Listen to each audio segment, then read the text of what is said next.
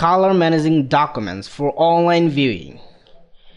Print media এবং online মিডিয়ার ক্ষেত্রে আমাদের যে সমস্ত গ্রাফিক্সগুলো আমরা তৈরি করে থাকব তা ব্যবহারের জন্য কিছুটা পরিবর্তন করে নিতে হয়, কারণ এখানে বেশ কিছু কন্ট্রোল আমাদের করতে হয় অনলাইন মিডিয়ায় ভিউ করানোর জন্য।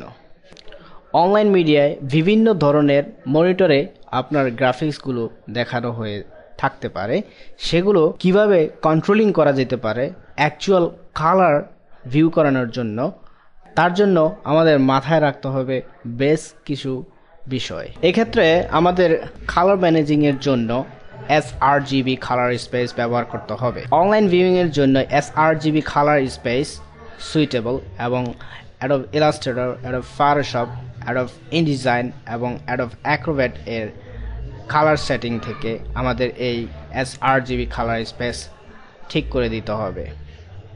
সবগুলো একই কালার স্পেসে ব্যবহার করলে সুবিধাটা হচ্ছে আমাদের বারবার ম্যানুয়ালি সেট করে দিতে হবে না এর কালার স্পেস পাওয়ার জন্য। সাধারণত আমাদের অ্যাডোব অ্যাপ্লিকেশন এর ভিতরে যে সমস্ত কালার স্পেসগুলো ব্যবহার করে থাকি সেগুলো sRGB কালার স্পেসই হয়ে থাকে, অর্থাৎ ডিফল্ট সেট হিসেবে sRGB কালার স্পেসই থাকে। অনেক ক্ষেত্রে দেখা যায় ইমেজগুলোর সুনির্দিষ্ট প্রোফাইল নিয়ে ব্যবহার হয়ে থাকে বিভিন্ন ডকুমেন্ট তৈরি করার ক্ষেত্রে।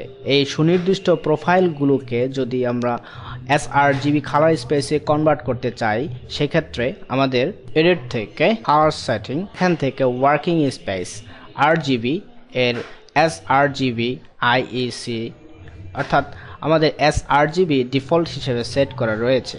এখানে আমরা মনিটরের ভিতরে RGB অর্থাৎ sRGB এই প্রোফাইলটিও ব্যবহার করেছি, সেম প্রোফাইল আমরা ব্যবহার করেছি এবং এতে করে দেখা যাচ্ছে যে সেটিংসের যে নেমটি রয়েছে তা ঠিক রয়েছে, অর্থাৎ আমাদের যেই নর্থ আমেরিকান জেনারেল পারপোজ 2 সেটিংসটি আমরা ব্যবহার করতেছি এর ভিতরে এই working space CMYK RGB grayscale spot and color management policy এর ভিতরে RGB CMYK and gray সবগুলোই সুনির্দিষ্ট আকারে সজ্জিত রয়েছে কালার সেটিংটির নাম অনুযায়ী। প্রত্যেকটি অ্যাপ্লিকেশনের ক্ষেত্রে আমাদের same work space colour model যদি ব্যবহার করে থাকি, সেই ক্ষেত্রে দেখা যাবে যে অবজেক্টগুলো আমাদের অ্যাপ্লিকেশনে এনে ব্যবহার করব, সেই অবজেক্টগুলো সেভ করার পূর্বে কনভার্টেড হয়ে ওই কালার স্পেসে কনভার্ট হয়ে সেভ হবে।